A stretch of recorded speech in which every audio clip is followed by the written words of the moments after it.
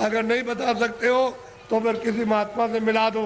हमने इसलिए तुम्हारी पूजा की हो, तुमको माना कि हमारा आत्म कल्याण हो जाएगा, जन्म मरण से बच जाएंगे, 84 नरकों से बचेंगे।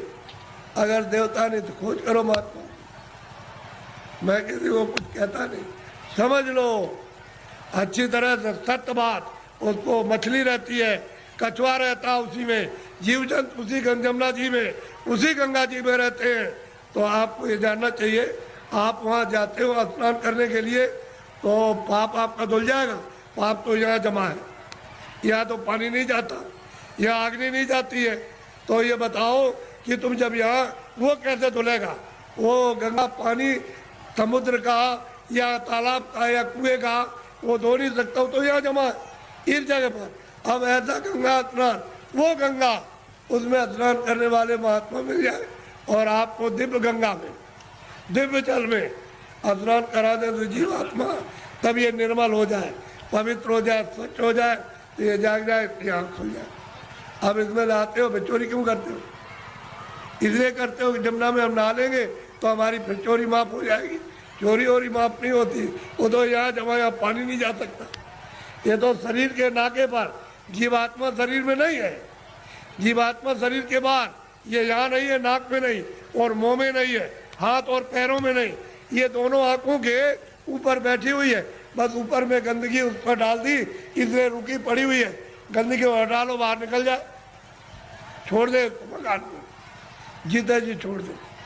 इसलिए आप लोग थोड़ा सा अपना कभी कभी समय, जब ये सुना करो कि यहाँ बहुत भीड़ लग रही है और बहुत लोग आ रहे हैं, तो जरा से चले आए और सुन लिया और देखो आकर के कि मैं कैसी पूजा आपको देवताओं की, और फिर उन देवताओं को देखो कैसे आप देखते हो उनको अपनी आंखों से, तब तुम्हारी समझ में आएगा।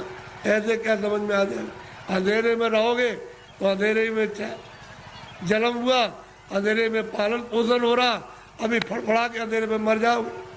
अभी देखते देखते अब तो बूढ़े हो गए, तो अब क्या दिन का साथ है इस शरीर का? अरे किसी दिन भी तुम रात रात में सोते हुए चल पड़ोगे, आप ले जाएगा आपको। अब कहाँ ले जाएगा उसका आपको पता ही नहीं है। इसलिए किसी का साथ करो, किसी जानकार का साथ कर लो। बहुत साथ कर लोगे तो रास्ता बता देगा कि चलो इस रास्ते से चलो, वो बस चल दो रास्ते से, तो आपको मंजिल पर पहुंचना अपने घर में ही। तो घर आपका नहीं, ये तो परदेश है। अगर आपका देश होता तो बच्चे रहते, हमारा शरीर रहता, हमारा मकान रहता, हमारी जमीन, कोई पुराना नहीं होता, सब नए रहते। लेकिन आपका मकान है ही नहीं, उसने दे दिया किराए पर, थोड़े दिन के लिए, बस समय पूरा हुआ निकाल करके बाहर कर दिया, बस खत्म हो गया। यह आपका कोई सामान परदेश है, तभी तो दूसरे के देश में निकाले जाओगे। अपने देश में पहुँच चलो, वहाँ आराम से रहना, कोई जलमता मरता नहीं है, न वहाँ कोई हिंदू न कोई मुसलमान, न दफ्तर है, न खेती है, न दुकान, न कोई बीमारी, न हाल नल बच्चे, वहाँ आनंद ही आनंद है। अपने घर में, अपने देश में चलो। ये तो परदेश है। परदेश में आकर के कितने जो और कितने जल बीत गए ठोकर खाते, अभी तक किनारे पर नहीं आए और मनुष्य शरीर पाया और फिर उधर ही लौटे जा रहे हो, नीचे चले जा रहे हो 84 में नरकों में। अरे भाई मनुष्य में आए, ऊपर चलो अपने घर की तरफ। बड़ा सीधा साधा, तो लड़ो झगड़ो मत, प्रेम से रहो। गांव गांव की लड़ाइयाँ बंद करो, उससे आपको कुछ नहीं मिला। जब गांव में लड़ाई हुई तो घर घर में बैर होने लगा, अब घर घर में लड़ाई होने लगी, और घर घर की लड़ाई अब अपने मन से लड़ रहे हो। और सारा जीवन आपने अशांतमय अपना कर दिया, न सोने में शांति, न कहीं जाने में, न कहीं बैठने में, न किसी से बोलने में, और न किसी देवता के पास में। ऐसा तुमने मकान में ऐसा कुचड़ा बढ़ा, बिल्कुल अशांति की ज्वाला जलने लगी।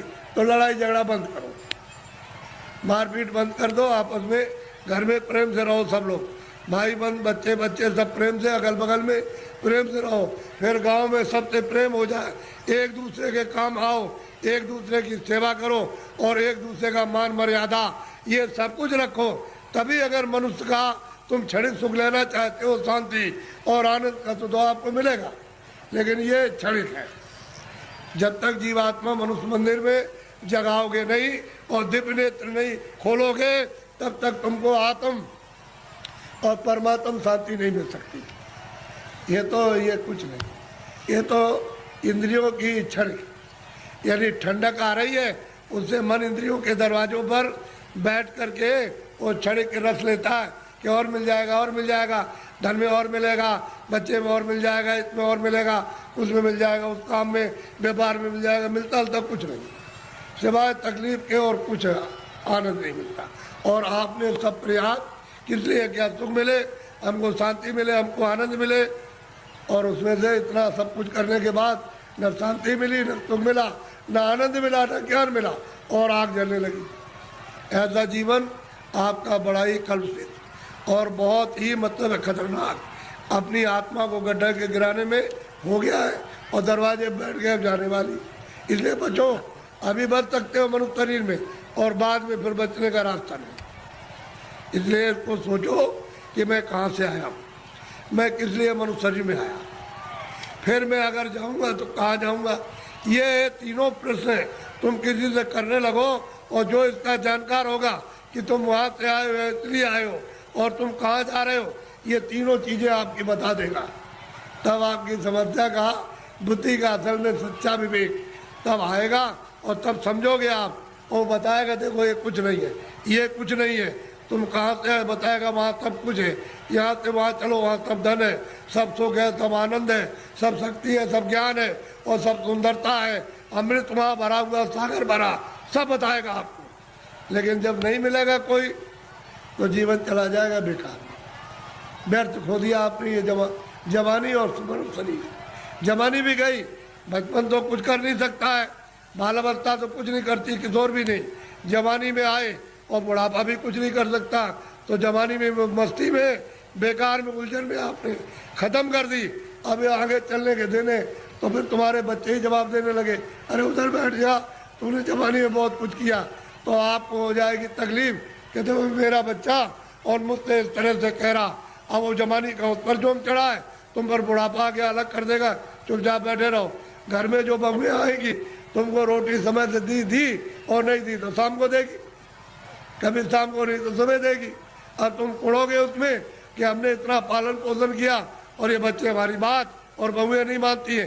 एक दुख ये, एक दुख बचपन में कि रोते बिताया आपने, और फिर भी दवा कुछ और मर्ज कुछ है, पीड़ा कुछ हो रही है, वो दवा पेट की, और पेट में दर्द है तो सिर की दवा, और बच्चा रो रहा, हाय हाय करता। एक तो आपने वो बिता दिया, और एक आपने जवानी, ये आपने उलझन में, और बुढ़ापा आ गया तो रो करके चले जाओ, तो कोई काम नहीं आया, न जवानी काम आई न बाल